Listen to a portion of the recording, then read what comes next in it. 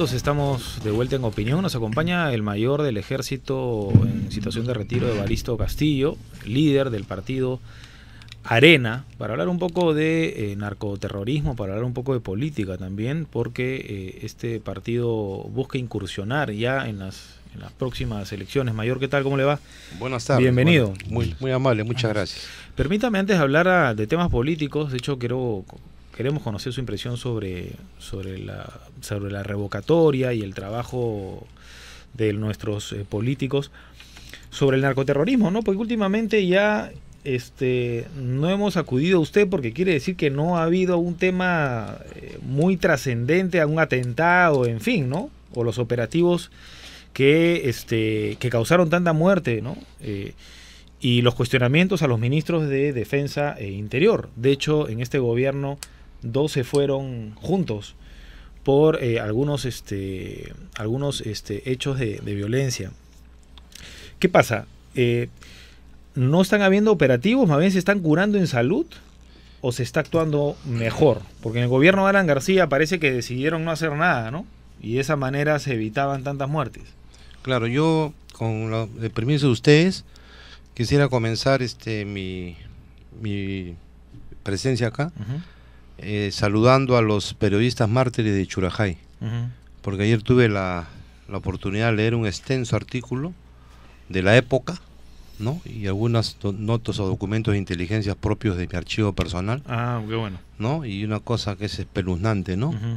8 hombres de prensa y un guía que van a hacer un trabajo que era un tema social, ¿no? Ver qué estaba pasando en esa parte del Perú donde ya se conocía que se enfrentaban las comunidades de manera muy agresiva, con muertos, descuartizamientos, ¿no? Entre Sendero y las comunidades, les mataban las autoridades. Eso es lo que decía la información oficial. Entonces van estos señores periodistas a confirmar, ¿no? Y a informar. Y se encuentran con la muerte, ¿no? Sí, claro. Entonces, si se confunden o no, yo tengo mis dudas. Yo no me confundiría. Yo no creo que uno se pueda confundir a un periodista con un senderista. No creo. Muy difícil, ¿no? Es más, y he estado viendo las fotos de la época, yo más pensaría que sean por sus mismas formas de vestir, ¿no? Ustedes capaz no habían nacido todavía, pero eran muy niños. Sí. Pero éramos niños, pero obviamente... Pero eran muy jovencitos, ¿no? Nosotros ya éramos profesionales de la guerra, estábamos muy metidos en esto. Entonces no eran trazas de senderistas, ¿no? Habría que ver qué pasó ahí. Yo creo que todavía hay muchas cosas en el tema de subversión y de violencia en el Perú que están pendientes, muchas que están pendientes. Y vamos a comenzar a desenterrarlas. Un grupo de militares con los cuales yo me he reunido hace poco, estamos creando lo que se va a llamar Militares y Policías por la Democracia. Que está ahí básicamente el núcleo duro, son aquellos minusválidos, entre comillas, que han perdido algún miembro de su cuerpo, pero lo han perdido en batalla. No porque se chocó el camión, no porque se accidentó, sino en enfrentamiento. Y que hoy en día muchos de ellos tienen que estirar la mano para que les cambien el brazo plástico. Entonces, y este grupo, perdón, mayor, intenta cambiar la historia, o al menos la historia como se ha contado, y me refiero directamente a la Comisión de la Verdad. Bueno, no, decía es un grupo político-militar, así de claro, político-militar, son militares metidos a política, que tenemos mucho que decir, ¿no? Cambiar la historia es difícil. Yo creo que la Comisión de la Verdad tiene muchas cosas que son verdad y muy pocas que se han equivocado, ¿no? Yo, mis respetos a ese trabajo, no tengo nada personal contra ellos. Sí tuvieron errores garrafales que desgraciadamente hasta ahora no lo quieren corregir. Y eso es malo, ¿no? Porque si yo hago un trabajo tan grande y tan extenso, tengo que tener errores. Si no, está mal. Bueno, y dicho esto, en cuanto a su pregunta, yo creo que sí, que está pasando de que, bueno, esta es la confirmación que el negocio no era ideológico, que jamás Sendero levantaba banderas de ideología, ni de revolución, ni de los pobres, ni de la patria libre, ¿no? El tema es económico, es el negocio del delito llamado narcotráfico, ¿no? Y que también, y todos esos datos espeluznantes que manejamos en la sociedad peruana, aproximadamente 7.000 millones de soles de lavado de dinero en nuestra banca comercial y negocios, muchos negocios que ya se tildan de lavadores de dinero, ¿no? Muchos, que inclusive la propia justicia lo señala así, y aquellos famosos, creo que son 12 casos emblemáticos, entre comillas, que no terminan nunca, que llevan 10 o 15 o 20 años, ¿no? Y que siguen pues impunes, ¿no? No tenemos una cabeza presa en ningún penal, no tenemos ninguna. Y los grandes nombres, las grandes empresas, hay grupos empresariales pues que tienen 80, 90 o 100 empresas. Es un milagro económico terrible. Pero que sin embargo nuestra propia procuradora, la señora Sonia Medina, le falta llorar nomás, ¿no? Y ella no puede nada, ¿no? Yo la última entrevista que leí de ella, la verdad que sentí pena, ¿no? Porque bueno, yo no puedo admirar un trabajo tan estéril, ¿no? Llega un momento que uno dice, bueno, me voy. No tengo nada contra la señora, pero hay tantos casos tan... Así se hubieran ido varios, ¿no? Tan flagrantes, ¿no? Entonces, lo que ustedes antes hablaban, ¿no? Entonces, el tema... En el Perú somos un país de cosas que dan mucha vergüenza. Los he escuchado y siempre los escucho atentamente. Lo que ustedes saben de la clase política que tenemos es descarada. Qué vergüenza, ¿no? Que una suegra se vuelva rica de la noche a la mañana. Pues esa señora nunca fue rica. Es la verdad, ¿no? Qué pena que así tengamos esa clase política, ¿no? Y que se repitan siempre las mismas historias, ¿no? Ustedes hace poco estaba viendo yo las cifras de cómo comenzaron las obras de Castañeda y en cuánto terminaron, y no hay una investigación abierta, ¿no? Los famosos, los manejos millonarios de los decretos de urgencia del gobierno aprista, inmensos, millones de millones, y que nadie dice nada, ¿no? Entonces un poco que yo termino siempre diciendo que grave responsabilidad del Poder Judicial, del Ministerio Público, ¿no? Porque acá campea la impunidad. No hay los políticos, ¿no? También, entre ellos mismos también se tapan las cosas, ¿no? Y se repite la historia, ¿no? Estamos viendo que la revocatoria, que es un instrumento democrático, que el pueblo tiene derecho, porque es un poco la corrección de lo que una campaña política le cuentan, comienzan a contar ilusiones, ¿no? Eso es muy normal.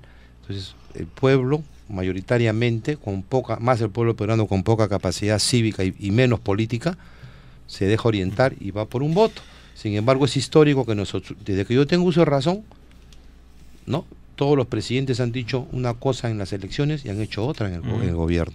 Sin embargo, no pasa nada. Yo, a propósito, permítame, ya que está tocando el tema de la revocatoria, ayer revisando el archivo de opinión, veía la repetición de porque en YouTube tenemos un canal, por si acaso, buscándolo con opinión, lo encuentran, de hace más de un año. No estabas tú todavía, Juan Carlos, y yo hablaba ya en ese momento, a los 6 meses de la gestión de Ollanta Humala, ¿no? Es decir, a fines del 2011, principio del 2012, yo ya hablaba de la revocatoria que se venía, ¿no? Y ya como se sabía, pues en ese momento, que había en marcha una recolección de firmas, ¿no? Y yo, permítame, Mayor, comentaba y decía que no estaba de acuerdo con la revocatoria porque un año me parecía muy poco para que la alcaldesa de Lima demuestre pues su capacidad y en fin muestre sus obras, ¿no? Ahora ya ha pasado un año más, ¿no? La discusión sigue estando ahí, pero en ese año habría que ver si ha mostrado o no Susana Villarán, ¿no? Eso sí es harina de otro costal. Quería hacer este paréntesis mayor. Yo quería preguntarle algo, ¿no? Sí. La revocatoria yo lo veo como un instrumento democrático para que los peruanos aprendamos a ejercer nuestros derechos. Yo creo, es más, que la revocatoria tiene serios defectos. Considero que no debería haber campaña a favor y en contra. Es juzgar a una autoridad que se eligió y en el diario vivir lo vemos. Porque cuando ya entramos en el tema de campaña, entran cosas subjetivas.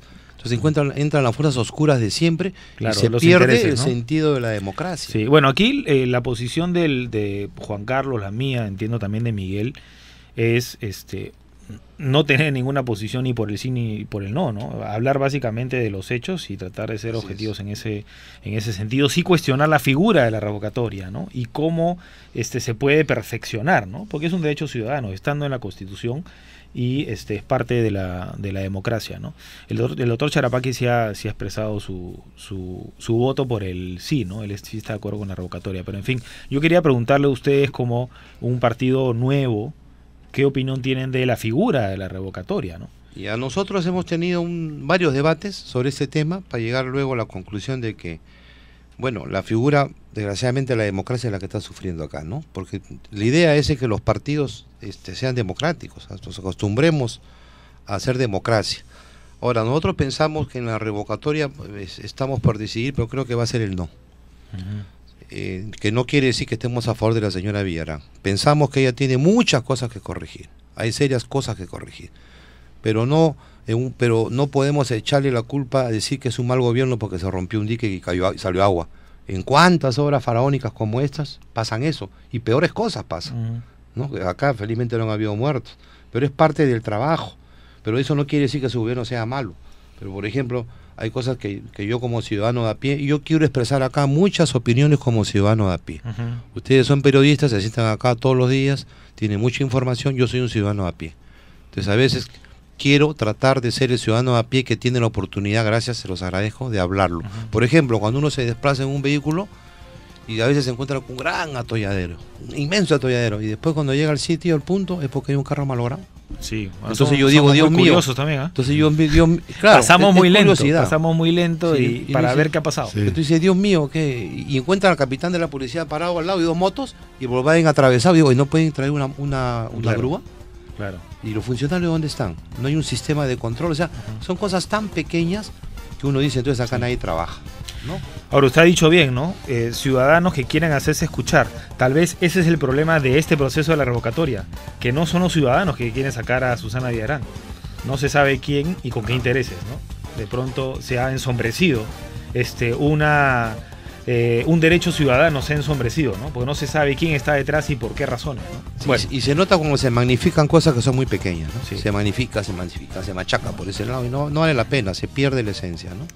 Vamos a hacer una pausa mayor, quédese con nosotros, regresamos con el mayor del ejército peruano en situación de retiro, Evaristo Castillo, líder también del partido político Arena. Regresamos con más en Opinión. Nos acompaña el mayor del ejército en situación de retiro, Evaristo Castillo, líder del partido Arena. Vamos a dar nuestros teléfonos para empezar a recibir llamadas. De pronto quieren hacer algunas consultas o en fin, comentar también con el mayor las inquietudes del público. 225-3344, 224-2363. Partidos políticos sólidos, ¿no? Si no tenemos eso, precisamente pasa lo que está pasando hoy en día, ¿no? Felizmente, en el caso de Ollanta Humala, la situación del país, la estabilidad del país le permite, ¿no? Un manejo en calma, digamos, ¿no? El mayor, ustedes que aspiran, entiendo, tienen que recolectar 500.000 firmas, que es bastante, ¿no? Por un lado promovemos partidos políticos y por el otro ponemos tremendas vallas, ¿no? Claro, es contradictorio porque así la democracia no se practica, ¿no? No se llega a practicar la democracia, ¿no? Entonces es bien duro, ¿no? No es cuestión de tener dinero, ¿no? Es cuestión de trabajo político. Y además, perdón, los que ya firmaron por una agrupación ya no pueden firmar por otra, entiendo, ¿no? ¿O sí? Así es, no pueden. El que firmó por uno no puede firmar por otra agrupación. O sea que es bien difícil. Y es tan difícil ingresar a un partido ya constituido que se hace necesario crear el propio. Es casi imposible. Son camarillas que manejan pues sus intereses políticos, ¿no? Porque lo ideal sería que haya 2 o 3 donde toda la gente va ingresando de acuerdo a sus ideales y a sus afinidades políticas y ahí se vaya formando, ¿no? Pero acá se ve mucho que en cada líder forma su todo el mundo quiere su partido político. Así es. Bueno, además hay caudillos, ¿no? Todo el mundo quiere su partido político, todo el mundo quiere ser presidente. Son dos grandes males nacionales. ¿Usted quiere ¿no? ser presidente? No, me gustaría, si yo sería un presidente diferente a lo que hemos visto, ¿no? Bueno, yo creo que disculpe, ya nos conocemos hace un tiempo, pero todos han dicho lo mismo, ¿no? La diferencia es que yo no digo que soy honesto, yo he demostrado que soy honesto, Nicolás, ¿no? A mí me correteó Montesinos cuando todo el mundo lo quería hacer mariscal o ministro. A mí me correteó Hermosa y me abrió 11 procesos cuando lo querían hacer mariscal, ¿no? Y yo dije el 92 y el 93 todo lo que iba a pasar. Después del 2000 todos son héroes, ¿no? Todos denuncian, ¿no? Yo lo denuncié en el 92 y el 93 cuando tenía 37 años y tenía 4 hijos y me costó mi carrera y que mis hijos comieran piedras, ¿no? Y tuve que irme a España, donde nunca quise ir, no me interesó nunca estar en España, pero tuve que irme para que no me mataran o porque un proceso que me abrieron fue como que yo fuera miembro del MRTA. Y los indicaron de terrorista. Y me mandaban a Yanamayo 20 años. Y estaba la resolución judicial hecha en el CIN, ¿no? Sin embargo, hoy en día Montesinos no tiene un proceso por narcotráfico, puede salir de la cárcel pronto si Dios quiere, si no fuera porque la doctora Bonilla le puso su sentencia por el tema de la FARC, Lo único que sostiene a Montesinos en la cárcel es el tráfico de armas. Nada más. Todos los demás casos ya no valen nada. Y ahí debió ser traición a la patria, además, ¿no? Traición a la patria. Ahora, yo les hago ahí es traición a la patria, cadena perpetua. Ahora yo les hago una consulta, ¿no? Yo quisiera saber, y se lo pregunta el presidente Humala, ojalá me lo pueda contestar, ¿por qué no se aplica el Código de Justicia Militar y se degrada públicamente a estos generales que saquearon las Fuerzas Armadas? ¿Por qué no? ¿Cuál es el interés? Tengo entendido que a partir de Toledo, y lo digo con nombre propio, y que habrá, creo que Quiabra tuvo algo que ver ahí, no estoy seguro, se cambia el Código de Justicia Militar. Entonces se aplica el nuevo código que ya no contempla la degradación de estos generales. Entonces tenemos ahorita gente que saqueó las Fuerzas Armadas varias veces, que sigue rico y que además tienen pensión y todos sus derechos, y además son señores, entre comillas, generales. Sin embargo, el código decía bien claro que se le debía de degradar. ¿Por qué se le juzga en la justicia civil y no en la militar? Si en la militar, por robar, es reclusión militar, son 20 años, no hay beneficios, y es degradación. Sin embargo, está en el fuero civil, que para ellos es una pachanga, ¿no? Entonces, yo quisiera saber quién maneja todos esos intereses que nos da vergüenza a nosotros como ciudadanos, porque yo al menos creo que muchos ciudadanos como yo nos sentimos utilizados o tontos útiles de unos grupos o unos grupetes políticos que hacen lo que le da la gana con la voluntad del ciudadano. Ahí hablamos de democracia, nos hablamos de un montón de cosas. Pero en la justicia militar se ve más un espíritu de cuerpo, ¿no? O sea, que se haya conocido, que dentro del fuero militar los hayan sancionado, yo creo que la sociedad en general se siente más segura cuando los sancionan a nivel civil. Y quedamos con la experiencia de la justicia militar de Montesinos también. Entonces habría que cerrarla, ¿no? Porque siempre iba a ser lo mismo. Yo soy partidario, claro, yo comienzo mi crítica, mi opinión desde ese punto de vista, para después decir, ¿y para qué la queremos entonces? ¿Para qué tenemos jueces, almirantes, generales? Tenemos toda una parafernalia de antorchados que luego en la práctica no juzgan a nadie, porque lo que dice acá nuestro compañero Miguel es espíritu de cuerpo. Entonces es contradictorio, ¿no? ¿Y la Corte Interamericana de Derechos Humanos no lo exige? Bueno, exige un pequeño juzgado militar, ¿no? Pero acá tenemos pues, gente de mucho grado, Es que ¿cuándo comienza a reinar acá la justicia? Y cuando acabamos con la corrupción y con la impunidad, porque la impunidad es terrible, ¿no? Entonces uno se ve en esa contradicción. Entonces tenemos héroes, que yo he estado hace poco con esa gente, que para darle su brazo plástico tiene que pedir, por favor, para que le dé un vaso plástico, ¿no? O estirando la mano para que le dé un poco... Eso es injusto. Lo que la ley... esos son los héroes vivos que tenemos, ¿no? Ahora, Mayor, los militares asustan, ¿no? Además con tantas dictaduras que hemos tenido, bueno, hasta Ollantumala, ¿no? Que al final era un cuco y aparentemente la gente y las encuestas lo dicen, están conformes, ¿no? En su mayoría, ¿no? Con su gestión. Usted, ¿cómo es que están armando ustedes el partido de Arena? Yo creo que los militares no asustan, ¿no? Se asusta el corrupto, ¿no? Porque el militar por formación es honesto, porque vive en un cuartel. Yo, por ejemplo, entré a la vida militar a los 14 años. Entonces siempre he sido austero para comer, austero para vivir, austero para servir, austero para vestir, y mi sueldo siempre ha sido un sueldo casi malo. Sin embargo, acá estoy, ¿no? Entonces, no he muerto. Entonces el militar puede levantar la voz, pero el militar honesto. Claro, ese es el militar una honesto. parte. Esa es una parte. No hay que tenerle miedo al militar, hay que tenerle miedo al ladrón, esté uniformado o esté de civil. Claro que el ladrón uniformado es más peligroso porque tiene las armas. Pero hay un montón de ladrones civiles que están impunes y que ahí están y que además vuelven a repetir el plato. Y usted antes hablaba algo de Velasco. Acá nunca ha habido dictadura. Velasco fue un hombre, para mí, confundido. Fue un militar honesto, noble, que quiso hacer patria. Y cuando llegó se encontró pues que vino a la izquierda, vino gente de patria, sacó gente de la cárcel del MIR. Estaba tan confundido mi pobre general Velasco que sacó gente de la cárcel del MIR para que sean sus asesores, ¿no? Y que hoy en día siguen siendo los mismos viejitos de la izquierda radical, que siguen un proyecto que nadie lo quiere, pero es la teta, pues de eso vivo. Entonces, para que los jóvenes, la gente que nos escuche, sepa. Yo por eso yo quiero que ustedes, y les invoco, y sé que así lo hacen, sean periodistas honestos, porque también hay periodistas que tienen que defender los intereses económicos de sus empresas, y eso yo lo comprendo, ¿no? Y una vez tuve que denunciar un tema, y me querían, un grupo periodístico X, me querían mandar pues a las 11 de la noche, para que nadie me escuche. Dije, no voy, ahí lo dejo, ¿no? Pero temas de corrupción, pero que ahí están. Entonces, no, eso no hay que tocarlo, porque entonces, ¿cuándo hacemos patria? Ahora, eso de que usted dice, por ejemplo, el gobierno mala, está bien, pues, pero ¿hacemos una economía de empresarios o de negociantes? Porque el negociante es el que compra papa y vende papa, ¿no? El empresario es el que genera riqueza, el que transfiere tecnología. ¿Qué empresa que está acá en Perú, transnacional o que viene a invertir, nos transfiere tecnología? Ninguna. ¿Qué empresa hace negocio? Todas, ¿no? Y estamos viendo el caso de Telefónica, que es una cosa que tiene muchos reparos, ¿no? Yo quisiera saber si alguna empresa peruana va a España y le debe a Hacienda, que es la SUNAT allá, $1.000 y la dejan trabajar, ¿no? No hay, ¿no? Si es que no lo meten preso al empresario y le cierran la empresa. Ni en España ni en Chile tampoco. Así es. Sin embargo, nosotros ahí tenemos, ¿no? Mayor, nos ha ganado el tiempo, lamentablemente. Muchas gracias por haber venido. Ha quedado corta la conversación. Esperemos tenerlo pronto por aquí. Yo les agradezco su invitación, muchas gracias y bueno, los felicito. Me tienen siempre escuchando su programa a las 6 en punto. Gracias. Y un saludo pues al doctor Charapa. Gracias, el mayor del Ejército en situación de retiro, Evaristo Castillo, líder del partido Arena, que espera ya inscribirse pronto